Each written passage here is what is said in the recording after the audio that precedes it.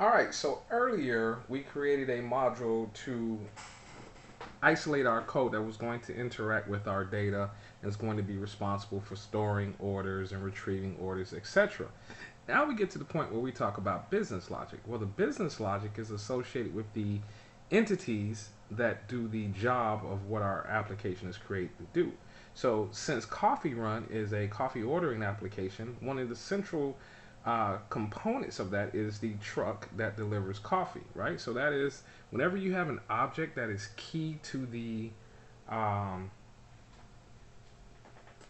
business logic or the job that is doing itself, then you generally have an object to represent that. So the truck is central to this logic. So as such, we create a module to represent our truck. So again, we see here in the truck.js script that we're using the module pattern, all right? And we again pass in the window object so that we can export our app to the window object. All right, so this code should look familiar to you.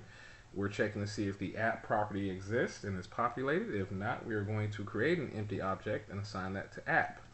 Here's our truck constructor function. The truck constructor function takes an ID so that we can differentiate the different trucks. Because remember, we can create multiple objects in code.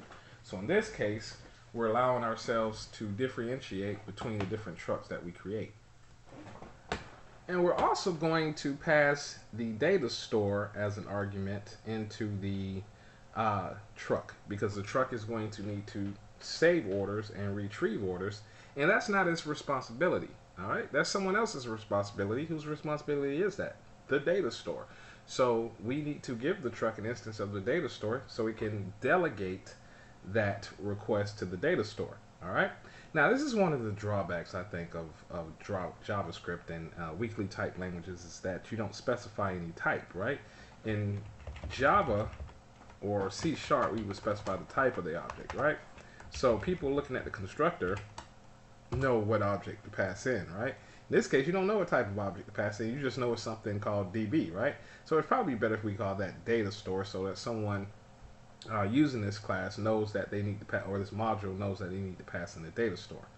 All right, so again, it's a constructor function. The only thing it does is assign the ID and the data store to properties on the truck object.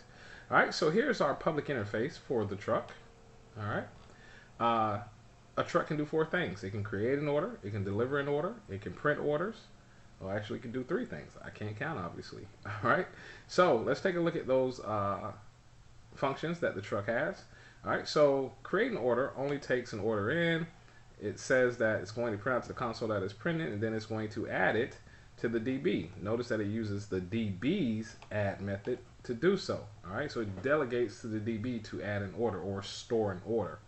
All right, for delivering an order, it takes in the customer's ID. It says delivering an item for the customer, and then since the order is delivered, it needs to remove that customer from the database. Again, delegating that responsibility to the data store.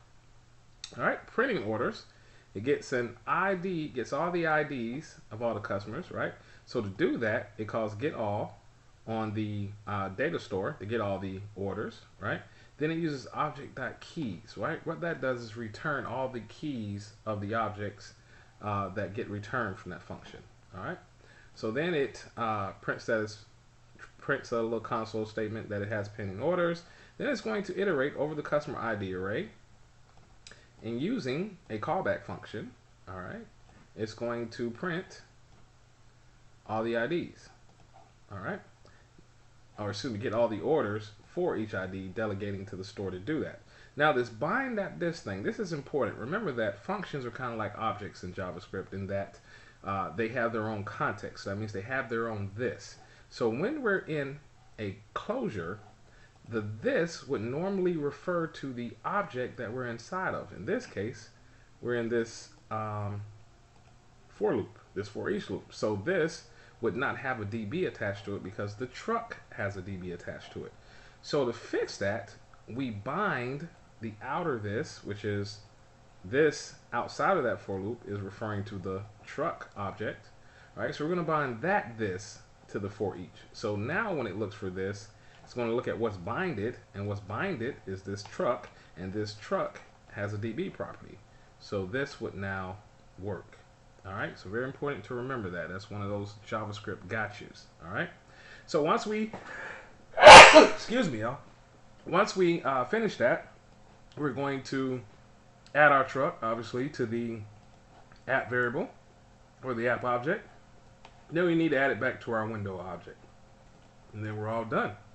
Now we can use trucks in our code. All right? Take care.